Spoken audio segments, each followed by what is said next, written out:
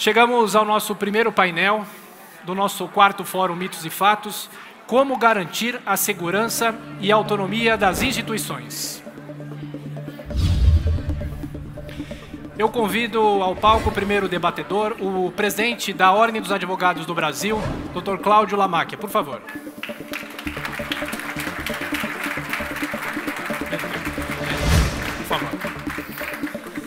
O presidente da Associação Nacional dos Delegados de Polícia Federal, Dr. Carlos Eduardo Sobral.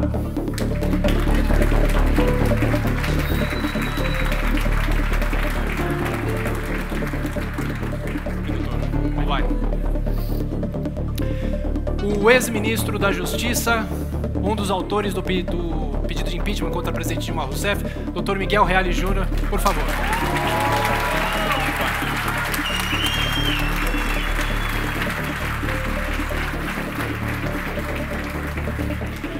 O ex-ministro do Supremo Tribunal Federal, um dos maiores nomes da Justiça do Brasil, Dr. Carlos Aires Brito.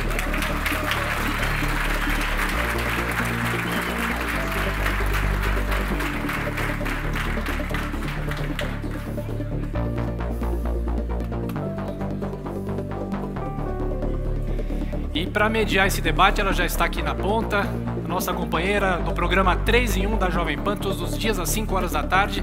Depois você me paga o cachê pelo jabá, tá bom, Vera? Vera Magalhães.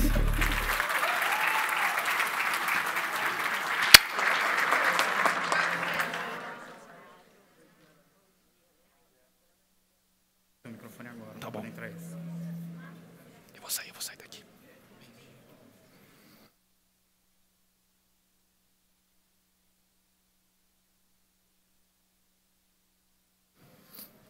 Olá, bom dia a todos, bom dia aos nossos participantes aqui do primeiro painel desse fórum de hoje, que é o quarto da Jovem Pan, que vai tratar sobre a justiça brasileira.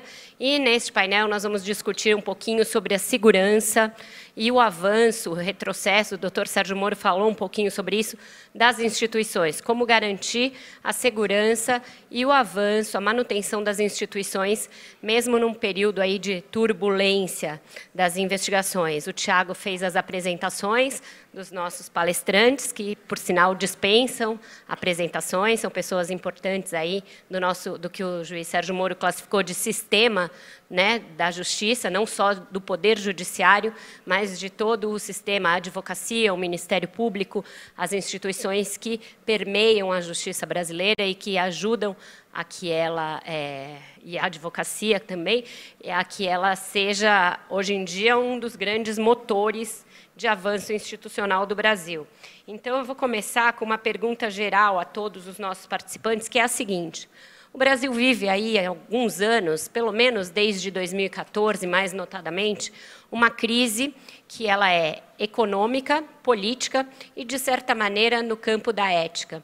No entanto, as instituições têm demonstrado um vigor até surpreendente. Elas têm permanecido, elas têm sido robustas, apesar de muito testadas.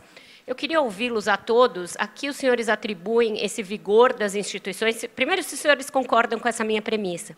E aqui os senhores atribuem esse vigor e o que pode haver de avanço, de melhoria, para que essas instituições fiquem ainda mais fortes e mais seguras. Vou começar aqui da esquerda para a direita. Primeiro, ministro Aires Brito, por favor. Bem, bom dia a todos. Muita honra estar aqui, muito prazer. Eu acho que o grande divisor de águas, qualitativamente falando, numa perspectiva democrática, humanista, civilizada, o grande divisor de águas da história do Brasil é a Constituição de 1988.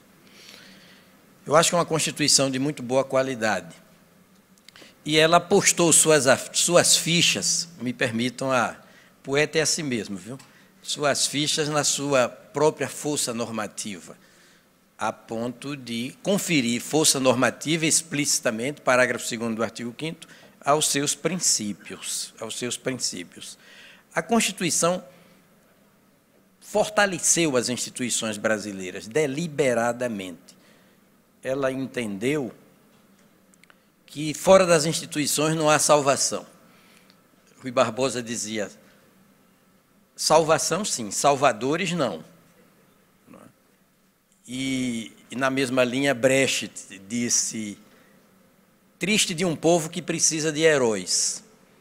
Nós precisamos de instituições, porque elas são o reino da impessoalidade, o reino da permanência. E a Constituição fortaleceu as instituições. Vejam que, a partir do judiciário, mais do que isso, a partir de um sistema de justiça, embora encimado pelo Poder Judiciário, porém com a coparticipação obrigatória de instituições como o Ministério Público, a advocacia privada, a Defensoria Pública.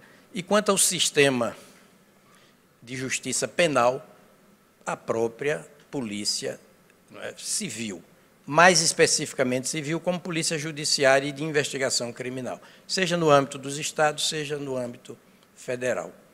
Então, a grande novidade do Brasil é esse advento das instituições. E elas estão se comportando bem porque a própria sociedade civil pressiona as instituições para que elas sejam fiéis aos respectivos fins, às suas funções. E que os agentes de vanguarda, de proa das instituições, sejam fiéis a elas. Se os agentes públicos são fiéis às suas instituições, as instituições são fiéis às suas finalidades, uma coisa puxando outra. Então, me parece que a quadra histórica é de prestígio das instituições públicas no Brasil. O senhor concorda, ministro Miguel Reale? Bom dia. Bom dia a todos. Eu concordo em parte. Passamos brevemente a visão de que, durante a ditadura, fortaleceram-se no Brasil as entidades da sociedade civil organizada. Com a Constituição de 1988, houve um recuo da importância da sociedade civil organizada para que as instituições públicas, para que os canais institucionais políticos tivessem um papel preponderante. Mas depois, com a descoberta, com a verificação da corrupção que minava por dentro a democracia, porque eu sempre digo que nós temos duas ditaduras, a ditadura do fuzil e a ditadura da propina, e a ditadura da propina é pior porque ela corrói por dentro a ditadura, a democracia, e instala um outro tipo de ditadura insidiosa. O que ocorreu no Brasil não foi apenas uma movimentação da sociedade civil organizada, mas uma movimentação da própria sociedade, através de movimentos sociais, de um novo ator político, que está nas redes sociais, que está nos movimentos que levaram a Paulista, levaram a Praia de Boa Viagem, levaram a Atlântica. É um novo ator político. É esse ator político que está dando sustentáculo efetivo ao trabalho que está sendo realizado pela Polícia Federal, pelo Ministério Público Federal, pela Justiça Federal. Mas o que nós estamos verificando, infelizmente, nesse momento, é que as instituições, o Poder Executivo e o Poder Legislativo, estão de costas para a nação. Absolutamente de costas para a nação. Não existe corrupção boa ou corrupção conveniente por um determinado instante. Corrupção é corrupção.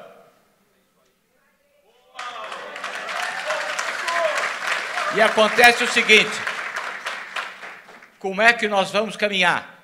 É necessário, portanto, que se estabeleça um novo foro de desobediência civil. Está aqui o presidente da Ordem Federal, que deve nos conduzir junto com as outras organizações da sociedade civil organizada e com os movimentos que mobilizaram o país desde 2013, 2014, 2015, daqui o doutor Hélio Bicudo, em favor do impeachment. Foi uma passagem, mas não foi o término. Então nós temos que nos reorganizar, porque estamos sendo levados pelos interesses mais escusos a modificações de uma reforma política que só visa o protecionismo daqueles que estão no poder para a garantia do foro privilegiado.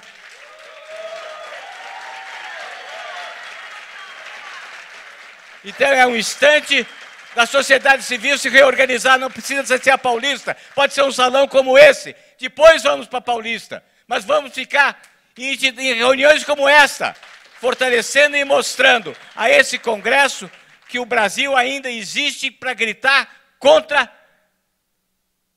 o absurdo que está sendo feito de um fundo eleitoral que toma 3,6 bilhões, de um sistema eleitoral como o Distritão, que é para eleger os caciques dos partidos políticos.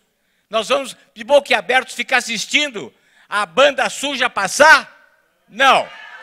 Então é isso que deve ser feito.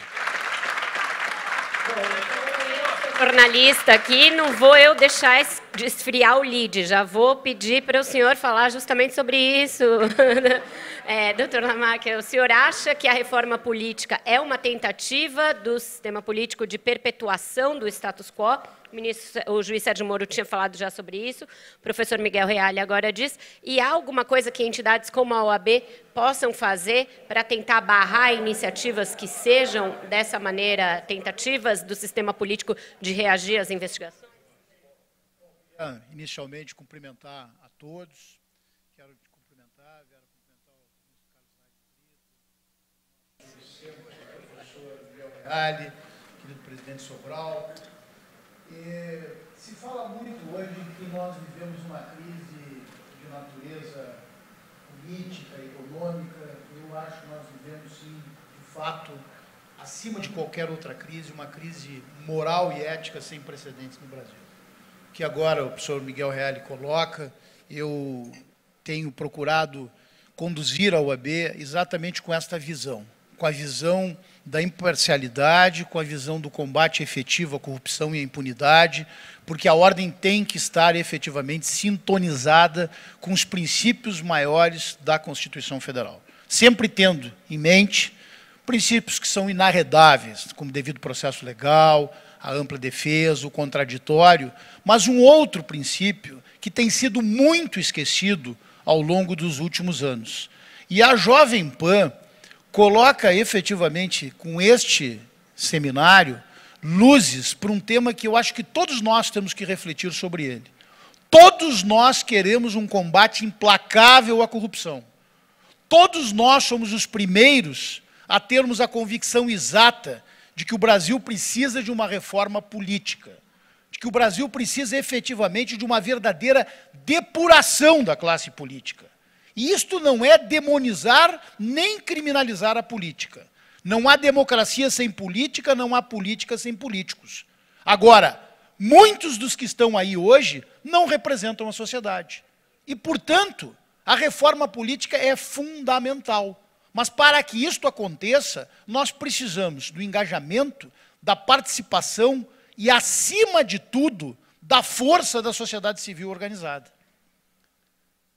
Amigos, amigas, há poucos dias, nós todos recebemos uma informação de que a Câmara dos Deputados estava propondo a criação de um fundo de 3 bilhões e 600 milhões de reais para financiar a política. O que nós ouvimos no Brasil em termos de contrariedade sobre isto?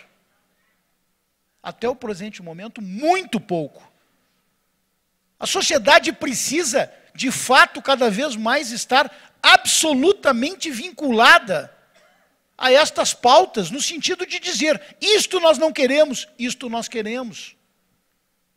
A Constituição Federal da República Federativa do Brasil precisa ser respeitada no seu todo. E hoje, quando nós vemos algumas manifestações de políticos que não estão comprometidos com a causa daqueles que os elegeram, nós temos que, de fato, dizer que isto nós não queremos.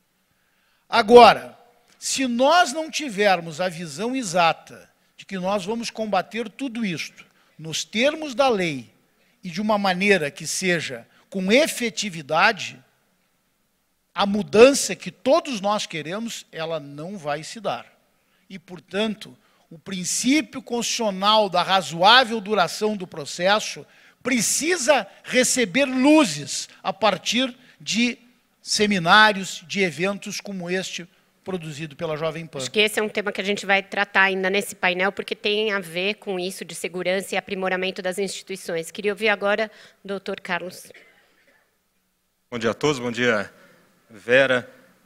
Vou me esforçar para agregar algo depois das palavras do ministro Aires Brito, Miguel Reale, nosso presidente da AMAC, e vou contemporizar, vou no meio termo dos ministros.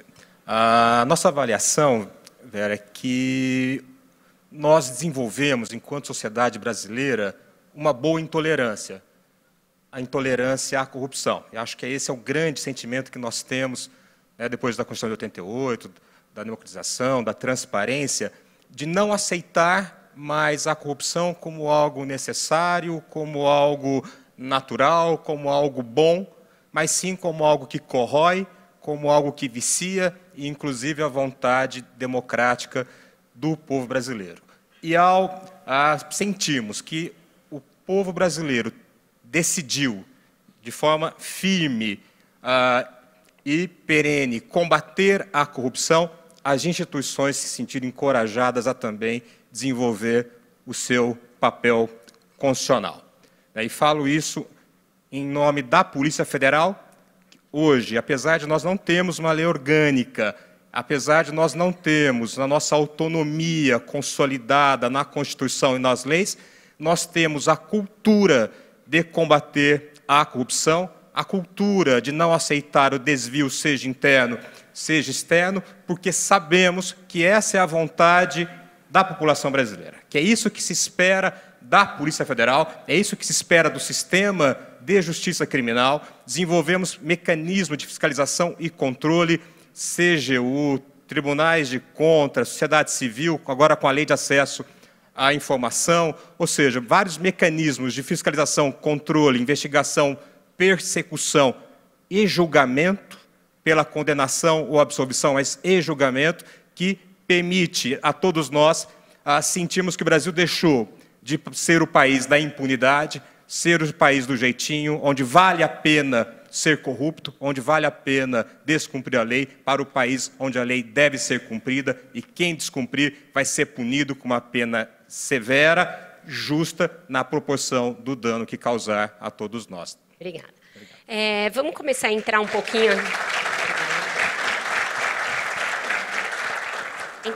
nos temas que concernem a esse arranjo institucional e o que ele pode nos propiciar em termos de combate à corrupção. O juiz Sérgio Moro foi muito enfático aqui em dizer que um grande avanço veio do próprio Supremo ao definir a mudança de jurisprudência e definir que um condenado em segunda instância deve começar a cumprir a pena imediatamente, independente do trânsito em julgado. Eu sei que essa é uma questão que divide os atores aí do direito. Advogados pensam de uma maneira, procuradores pensam de outro, delegados pensam de outro. Vou aproveitar a diversidade aqui desse nosso painel para ouvi-los a respeito dessa questão específica. Ministro Aires Brito, ministro Miguel Reale, presidente da Ordem, doutor Cláudio Lamáquia e doutor Carlos Sobral, da Polícia Federal. É correto este entendimento e isso, de fato, significou um divisor de águas aí para o fim da impunidade? Bem, no meu ponto de vista, você falou do Supremo, Vera, aquela decisão do Supremo, na Ação Penal 470, significou um ponto de inflexão histórica, qualitativamente falando, de avanço na eficácia do direito penal, porque representou a extensão do princípio republicano de que todos são iguais perante a lei, a extensão desse princípio republicano para a lei penal, porque até então os malfeitores de punhos de renda e colarinho branco não experimentavam o princípio republicano de que todos são iguais perante a lei penal e, por extensão, perante a lei eleitoral. Daí a proibição hoje do Caixa 2, porque Caixa 2, de fato, leva ao diabo a 4. Tudo é possível quando se admite o Caixa 2. A decisão do Supremo me pareceu tecnicamente correta, porém, me permito dizer, não muito bem convincentemente fundamentada. Faltou ao Supremo explicar melhor, não o princípio da presunção de inocência, que não existe isso na Constituição, a palavra inocência. É o princípio da presunção de não culpabilidade. Acho que faltou ao Supremo explicar que o princípio da não culpabilidade, dessa presunção, se compadece, sim, se satisfaz, sim, com a decisão de segunda instância colegiada devido ao exaurimento da fase propriamente probatória. Me pareceu que faltou tecnicalidade à decisão do Supremo. Mas, à luz da Constituição, que é o que interessa, né, a meta é sempre a fonte. A meta é sempre a fonte, é sempre a Constituição. À luz da Constituição, me pareceu correta a decisão. Senhor, professor. Eu concordo com o ministro Aires Brito. Quero lembrar o seguinte: desde a Constituição de 1988 até a decisão do habeas corpus relatado por Eros Grau em 2008, não havia nenhuma proibição de que houvesse a execução decorrente da decisão de segunda instância. Foi num habeas corpus relatado por Eros Grau que se levantou essa questão. Portanto, durante 20 anos, não houve nenhuma arguição que proibisse a efetividade da aplicação da execução da pena, esgotado o julgamento de segunda instância. Havia isto, sim, e todos nós, advogados, nos valimos disso, no recurso especial que era interposto, requerer que fosse dado a esse recurso efeito suspensivo, diante de circunstâncias excepcionais que demonstravam a insegurança daquela sentença, daquele julgamento, dependente de análise de aspectos essenciais, fundamentais, que justificavam que o Superior Tribunal de Justiça, ou, no caso do recurso extraordinário, o Supremo Tribunal Federal, concedessem efeito suspensivo ao recurso. Eu acho que é este o caminho, porque é exatamente o princípio da não culpabilidade. A prova já está esgotada. Então, essa repetição de recursos leva a uma inefetividade da justiça criminal e com uma repercussão altamente negativa, até porque, saiba-se, evidente que os defensores públicos têm atuado muito na interposição de recursos, mas a ação de recurso, as ações de recurso especial e de recurso extraordinário tem privilegiado, sem dúvida nenhuma, aqueles da classe superior que têm capacidade efetiva de ir aos tribunais superiores. Portanto, eu vejo, mesmo como advogado, vejo que o advogado não pode olhar com os olhos exclusivos do interesse dos seus clientes, mas olhar com os olhos mais abertos de interesse da sociedade. O prolongamento da execução, quando não existem aspectos específicos justificadores do efeito suspensivo, deve existir. Portanto, eu creio que não deve haver retrocesso do Supremo, mas uma especificação clara pelo Supremo Tribunal Federal, que é o princípio da não culpabilidade e que há a possibilidade, em casos excepcionais, de concessão de efeito suspensivo para os recursos aos tribunais superiores. Muito obrigada. E eu jogo essa bola para a OAB, que foi cobrada muito pela advocacia para ter uma posição contrária a isso, porque, na opinião de muitos advogados, fere o amplo direito de defesa e esse princípio da não culpabilidade. Como o senhor se posiciona aí, tendo que ter uma posição pública como OAB, mas também uma certa posição corporativa em relação aos advogados? Vera, com muita naturalidade, com a responsabilidade de estar exercendo o cargo de presidente nacional da Ordem. E, efetivamente, a OAB tem uma posição clara no que diz respeito ao princípio da não culpabilidade, a Ordem teve uma posição clara junto ao Supremo Tribunal Federal no que diz respeito a esse tema. E continua e mantém esta posição. Mas eu proponho uma reflexão um pouco diferente desta, porque todos nós pensamos nesta ideia de reduzirmos o espectro do recurso no âmbito do processo e estamos nos esquecendo de uma coisa que é o princípio constitucional da razoável duração do processo. Hoje, nós cobramos muito que o processo tenha um fim dentro dos seus princípios, mas um fim rápido, e nós não vemos isto. E isto se dá exatamente por algo que também não tem sido objeto de uma profunda análise de todos, que é exatamente a falta de capacidade instalada do Poder Judiciário hoje frente à demanda que nós temos. E este é um fato. Por exemplo, se nós pegarmos a Operação Lava Jato, No âmbito do Supremo Tribunal Federal, a OAB foi a primeira a defender que se restabelecesse a força-tarefa, para que nós tivéssemos uma razoável duração dos processos no âmbito do Supremo Tribunal Federal. Por exemplo, o fim ou a redução drástica do foro privilegiado, que tem feito tudo isso que nós estamos vendo. Por exemplo, a falta de juízes no Brasil hoje. Nós temos hoje no Brasil algo em torno de 17 mil juízes. E temos um levantamento do CNJ em números, aonde se aponta a falta de, no mínimo, 5 mil juízes no Brasil. Não é nenhuma nem duas comarcas, meus amigos, minhas amigas, não há nenhuma nem duas comarcas no Brasil que não há juiz.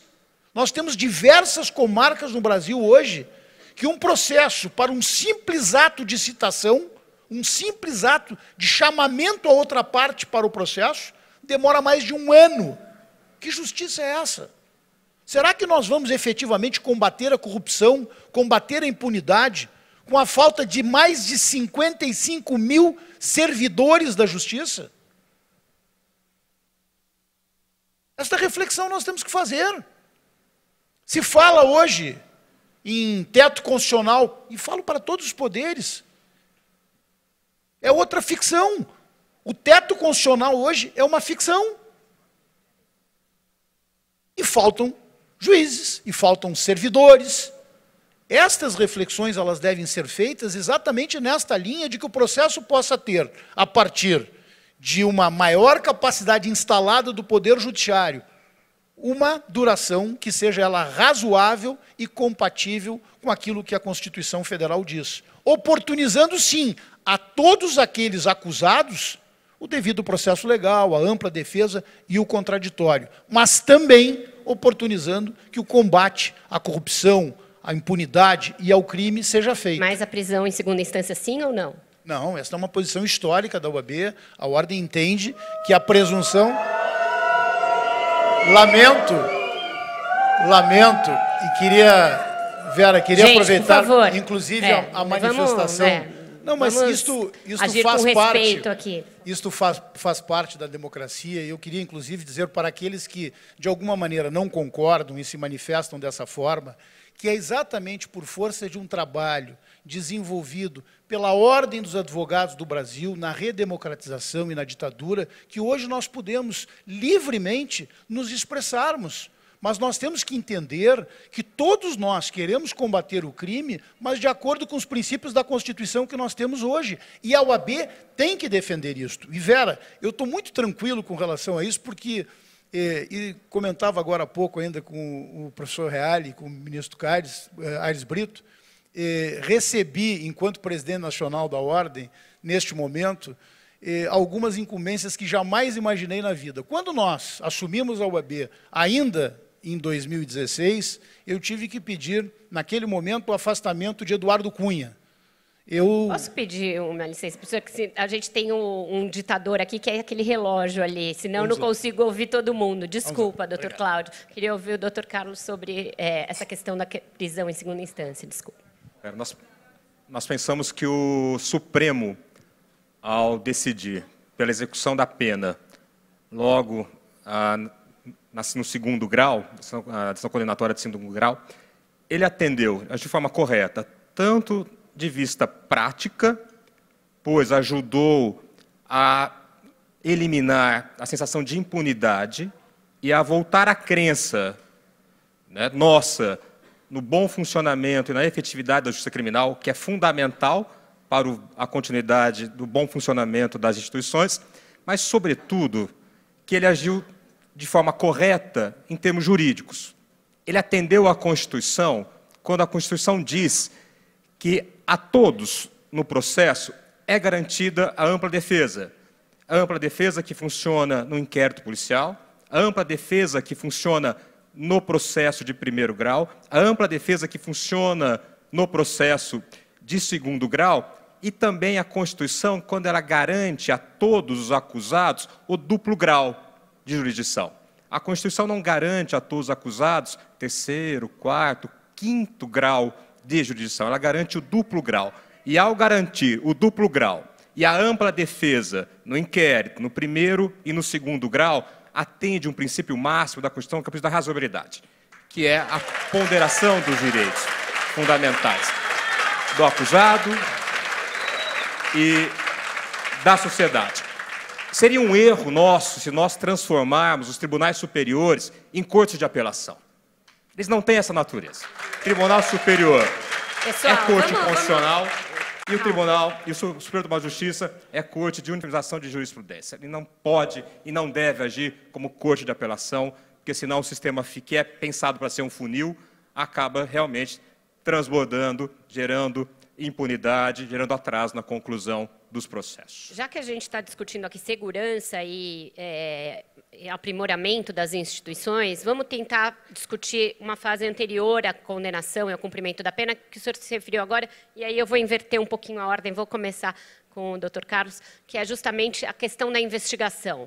Tem uma controvérsia instalada entre Polícia Federal e Ministério Público sobre o primado da investigação e alguns aspectos específicos, como a quem cabe colher delações, colaborações judiciais, delações premiadas.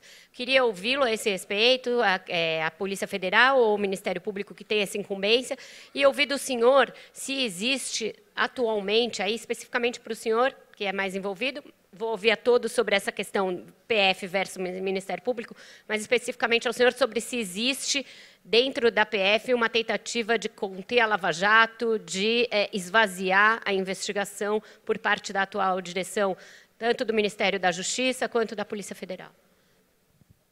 Nós entendemos que, primeiro, as instituições de combate, fiscalização, controle, investigação e persecução devem atuar de forma harmônica, coordenada e cooperada, na razão das suas competências constitucionais, em vista do bem comum. Então, primeiro ponto é, nós temos que funcionar realmente como um sistema.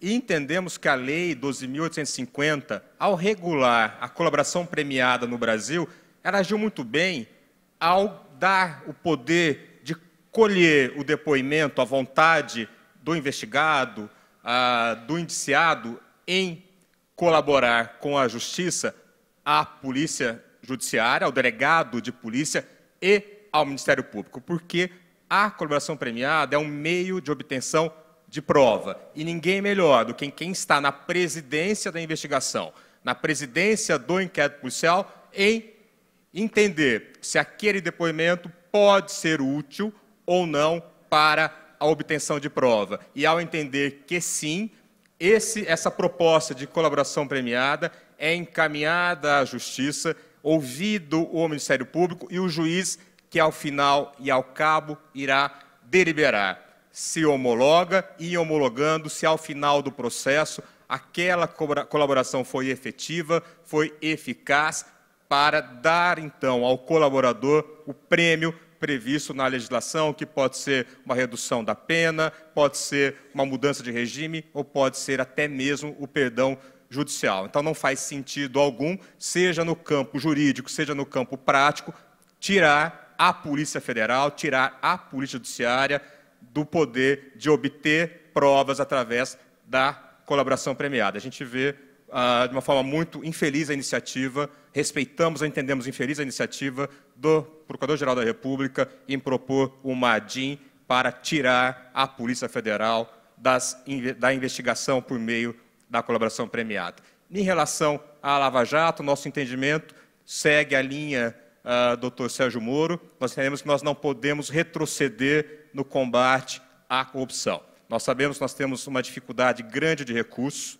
nós estamos com carência de recursos humanos, carência de recursos materiais, muito decorrente da falta da nossa autonomia, porque nós sabemos que a nossa corrupção é sistêmica e ela é sustentáculo do poder político, então é ruim, vamos falar assim de uma forma bem prática, bem direta, é ruim para o Executivo investir na Polícia Federal, porque ele é cobrado da sustentação política e quem um parlamento hoje acuado e com muitas lideranças acusadas da prática da corrupção, cobra posições políticas de, evidentemente, não investir nos órgãos de persecução e investigação, e ao não termos a nossa autonomia, nós somos frágeis e vulneráveis há esses movimentos de enfraquecimento. É evidente que no cenário de encolhimento e enfraquecimento, priorizações são necessárias e nós não podemos deixar que falte recurso para a Lava Jato, ainda que tenhamos que fazer um esforço concentrado para garantir que em Brasília, Rio de Janeiro, até em Curitiba, que houve uma redução, que os recursos não sejam escassos e reduzidos a ponto de prejudicar a operação. Obrigada.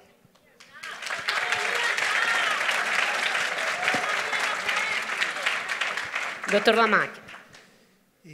Com relação à Operação Lava Jato e recursos, né, para a Operação Lava Jato, também uma posição muito clara da OAB, e há poucos dias, quando tivemos uma polêmica nesse sentido, de que o governo, através da Polícia Federal, estava restringindo, né, os recursos que estavam indo à Lava Jato em Curitiba, nós entendemos que sim, que efetivamente temos que investir muito nisso, porque a sociedade brasileira quer ver o combate ao crime, à corrupção, à impunidade, e a partir de operações como esta, isto tem se dado, né?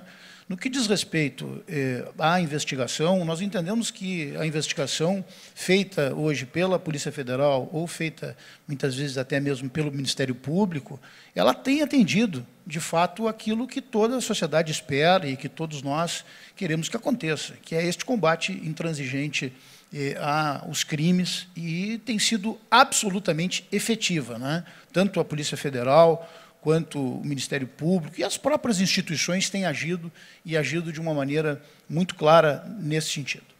Obrigada. Doutor Miguel.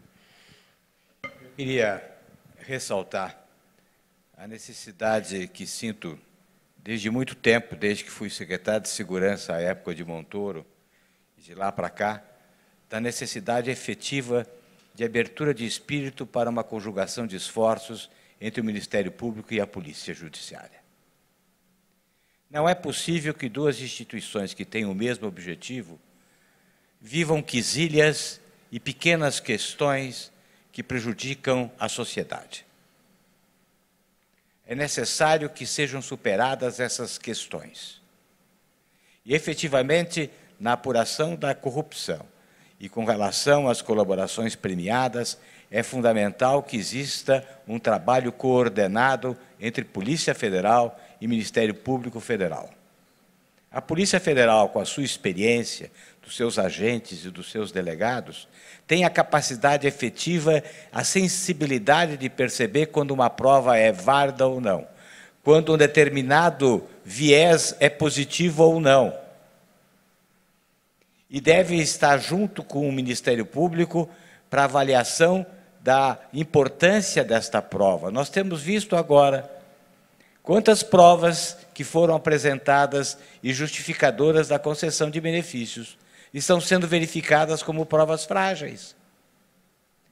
E, portanto, na análise que fiz da Lei 12.850, entendo que pode sim o juiz lá na frente verificar que determinada prova que foi apresentada como positiva, como de peso para a investigação, não era. E a responsabilidade tem que ser dupla, tem que ser da Polícia Federal e da Justiça Federal em conjunto. Não acredito que deva ser ou de uma ou de outra, mas deve ser das duas. É um instante dessas duas instituições superarem as suas quesilhas de tempos atrás. Se o Brasil é para mudar também as pequenas questões egoísticas que dividem a Polícia Federal e o Ministério Público Federal. A Polícia Civil e o Ministério Público Estadual. São questões corporativas que devem ser superadas. Portanto, é só com a cooperação, com a criação de forças-tarefas, é que nós vamos poder enfrentar o crime organizado, que não é só o crime organizado da corrupção, é o crime organizado do contrabando de armas, de drogas, dos desmanches e por aí afora. É isso que sugeri a ministra ao Supremo Tribunal Federal, a criação de forças-tarefas que efetivamente conjuguem os esforços de ambas as instituições. Se não houver isso, nós não vamos prosseguir na apuração de crimes, não só da Lava Jato, da corrupção, mas de todo um conjunto de crimes, de crime organizado, de um PCC, como está aí, num processo de domínio da sociedade, se não houver a cooperação e o espírito aberto das instituições, umas se ligando às outras. Obrigada, professor. Ministro. Bem, entendo, Vera, que a Lava Jato, essa operação assim chamada, não corre perigo maior. Ela se tornou um patrimônio objetivo do sistema de justiça e da sociedade civil como um todo. A Lava Jato se autonomizou. Não pertence a Beltrano, Fulano, Cicrano. Ela corresponde a uma questão de honra jurídica nacional. Claro que não se pode lavrar a jato, não é? As decisões judiciais não podem ser lavradas a jato, porque há o devido processo legal que deve ser respeitado.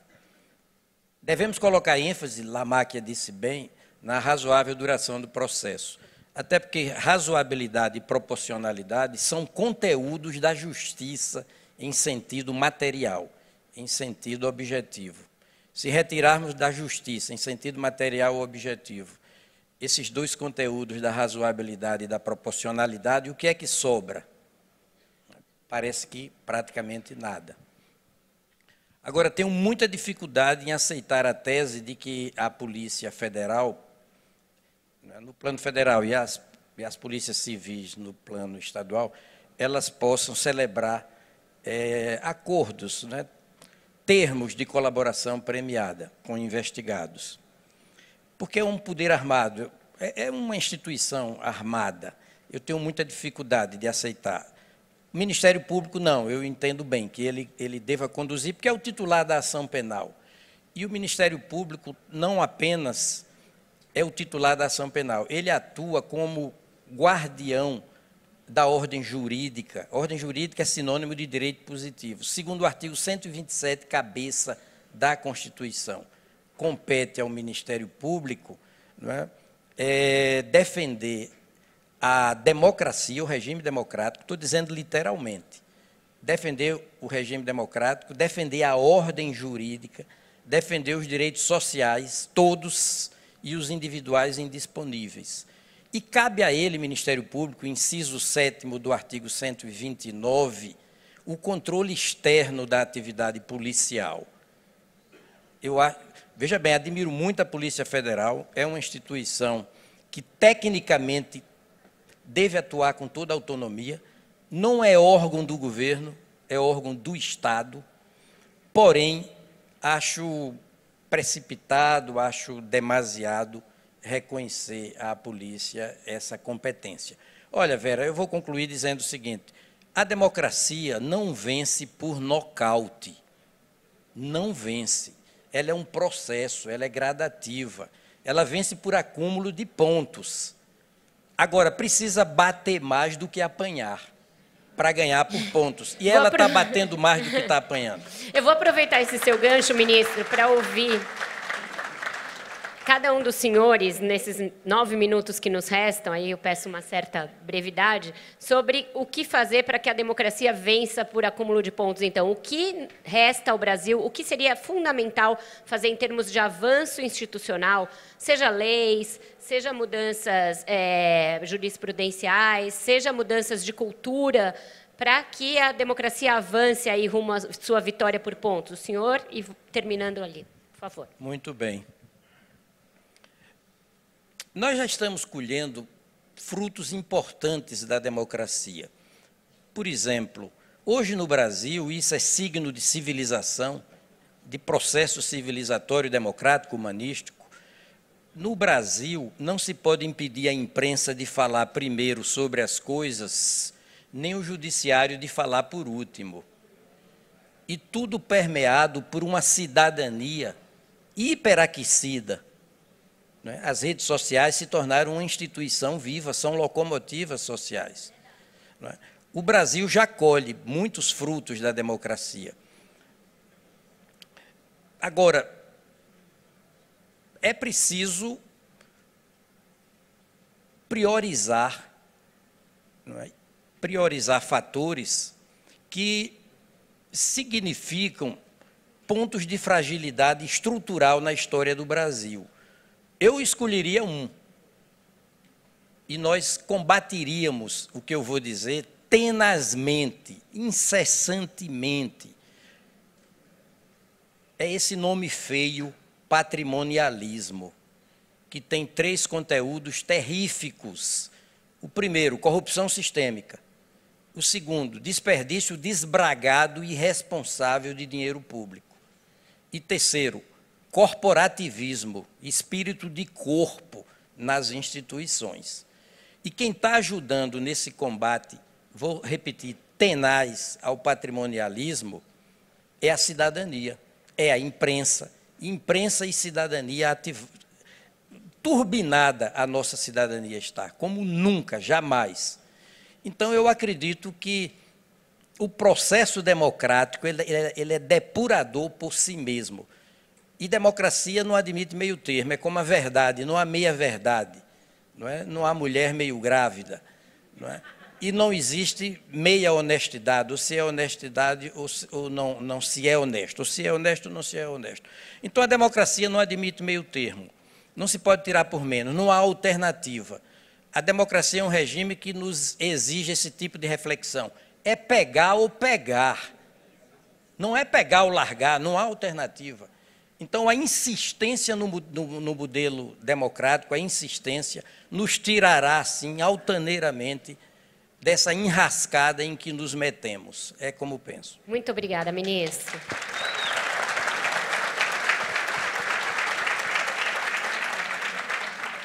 Ministro Miguel Reale, o que podemos fazer de avanços aí? Além de rezar,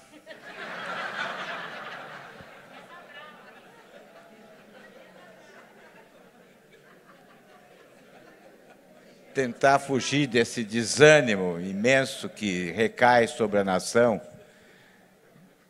depois dos fatos ocorridos nas últimas semanas, é fortalecer a sociedade. Fortalecer a sociedade civil organizada, fortalecer os movimentos sociais e fortalecer as redes sociais, mobilizar para que haja votação consciente em 2018. Você já é essa pinguela que está já empenando, que deve nos segurar até 2018. É o comprometimento de quem vai dirigir o país, de que haverá efetivamente uma reforma política aprofundada. O foro privilegiado é um gargalo que impede e tem impedido efetivamente a apuração de fatos delituosos praticados pelos deputados, senadores e ministros. Vou apenas lembrar Renan Calheiros teve a denúncia dele recebida no caso de Mônica Veloso, que ocorreu há 7 anos atrás, em dezembro do ano passado. O acórdão de recebimento dessa denúncia foi liberado há 10 dias atrás. Ou seja, 8 meses para liberar um acórdão de recebimento da denúncia pelo Supremo Tribunal Federal, por um grande magistrado, um grande juiz, mas que não está dando atenção para ver que a sociedade quer uma resposta a esses fatos. Quantos fatos a Lava Jato levantou que estão sendo objeto de apreciação no Supremo Tribunal Federal e não se tem uma denúncia?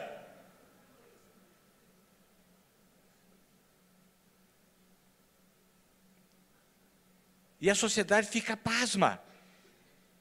E os réus zombando da justiça. E querendo promover reforma política que garanta a sua reeleição para continuar com o privilégio de não ser objeto do processo. Então é necessário lutar pelo foro privilegiado, lutar por uma reforma política que aproxime o eleitor do seu candidato. É necessário, e o ministro Aires Brito bem tocou, do corporativismo. O corporativismo foi um dos pontos mais negativos na Constituição de 88. Eu sempre disse que por lá desfilava da tanga à toga. Ou seja, todos os grupos de interesse estavam lá e queriam colocar o seu dedo na Constituição. Se não tivesse a Constituição, não estava no mundo. Então, todos os interesses estão lá. Mas os interesses gerais foram esquecidos. A revisão de 1993 não ocorreu porque houve um conciliábulo pela omissão. Eu não mudo nada e você também não muda. E nós vamos deixar tudo como está, porque vamos manter os privilégios que estão na Constituição. Então, é uma Constituição que, com todos os méritos que tem, eu participei muito ativamente dela como assessor do Dr. Ulisses, ela é também vitimada pelo corporativismo. Esse é o grande mal do país, o corporativismo. Obrigada, doutor Miguel. Obrigado. Doutor Cláudio Lamáquia, por favor. Olha, eu acho que eu sou um otimista por natureza e acho que nós estamos evoluindo e evoluindo muito. Primeiro, a nossa democracia, que é jovem, ainda está consolidada. Segundo, vamos lembrar de algumas leis, e aí falo também de alguns procedimentos da própria Ordem dos Advogados do Brasil, que hoje nós temos e que são fruto exatamente da iniciativa popular. A Lei 9840, que combate a corrupção eleitoral e a compra de votos, que foi fruto de uma ampla mobilização da sociedade lá atrás, para que nós tivéssemos. Vamos lembrar da Lei da Ficha Limpa, gestada juntamente com diversas entidades da sociedade civil, dentro da Ordem dos Advogados do Brasil, e que é um avanço extraordinário hoje, e que tem servido, sim, para este processo de depuração da classe política. Foi muito contestada, tivemos que defender a lei da ficha limpa, inclusive no Supremo Tribunal Federal, quando buscaram a sua inconstitucionalidade, mas ela hoje é uma realidade, e tem servido, sim, exatamente para isto. Vamos lembrar um outro ponto que me parece fundamental e que nos oportunizou exatamente vermos, lamentavelmente, mas vermos tudo isso que estamos vendo hoje. A Ordem dos Advogados do Brasil foi ao Supremo Tribunal Federal buscar a declaração de inconstitucionalidade do financiamento de partidos e candidatos políticos por parte de empresas. Naquele momento, lá atrás, não se imaginava que nós fôssemos ver o que estamos vendo hoje. Quando a OAB ajuizou esta ação direta de inconstitucionalidade no Supremo Tribunal Federal, nós não tínhamos a mínima ideia de que se fosse chegar aonde nós estamos chegando. E nós estamos vendo que estávamos certos e que ali estava, efetivamente, o verdadeiro mal desta relação promíscua entre muitos empresários e muitos políticos. E a partir do fim do financiamento de empresas para políticos e para candidatos, nós temos um novo momento. A última eleição nos deu exatamente esta demonstração. Tivemos uma eleição municipal que ela foi muito mais propositiva, que ela teve muito mais ideias do que megaproduções, exatamente porque o dinheiro das empresas não foi aplicado naquele momento. E quando faço a crítica, inclusive, a este fundo agora, esta ideia de se colocar 3 bilhões e 600 em campanhas, eu estou exatamente afirmando que nós temos que trabalhar e lutar para barateamento das campanhas políticas. E nós temos os meios. As redes sociais. Se fala hoje neste valor absurdo, mas se esquece que muitas vezes, e nós temos um valor muito maior, que é aplicado a partir da desoneração, a partir da renúncia fiscal, que as empresas de rádio e televisão acabam tendo, porque recebem pelo pagamento, recebem pelo espaço gratuito de televisão, que a gente acha que é gratuito, mas não é. Nós estamos pagando por isso. Portanto, eu acho que, de fato, nós estamos evoluindo, sim, e muito nesta área. Agora, a partir do engajamento da sociedade civil. Porque foi exatamente a partir destas leis de iniciativa popular que disse agora que nós tivemos uma mudança significativa nesse cenário.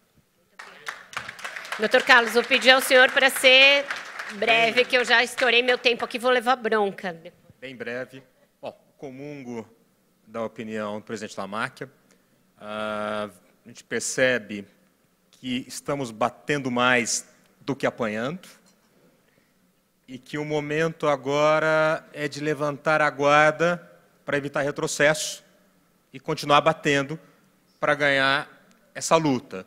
e essa guarda só vai ser levantada com a participação de todos nós, sociedade, imprensa, e que isso dá apoio às instituições. Então, se a gente continuar com a firmeza de propósito, de forma conjunta, integrada, coordenada para combater a corrupção, nós vamos continuar avançando e vamos vencer. E, Vera, para concluir, só faço um parênteses, queria agradecer a presença dos nossos amigos que estão aqui nas ruas e nas redes defendendo a proposta de emenda à Constituição que dará autonomia à Polícia Federal. Obrigado pela presença de vocês. Obrigada. E aqui concluo. Obrigado. Bom, eu gostaria de encerrar agradecendo em nome da Jovem Pan a presença dos nossos painelistas e também do público altamente qualificado que nos acompanha aqui presencialmente, pelas redes sociais, pela programação da rádio.